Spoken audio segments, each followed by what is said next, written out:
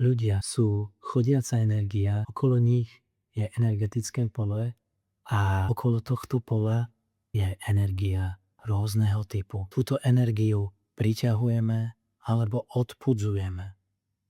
A preto je naša energia ovplyvniteľná.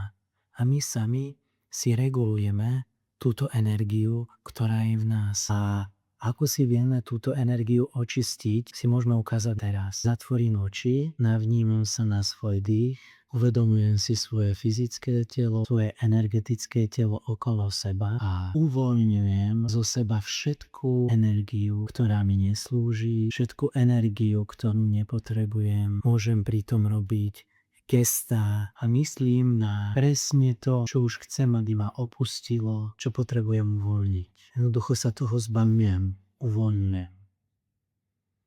A keď to uvoľní, tak si vo svojom energetickom poli a vo svojom tele nastavujem aktuálnu energiu, v ktorej chcem byť.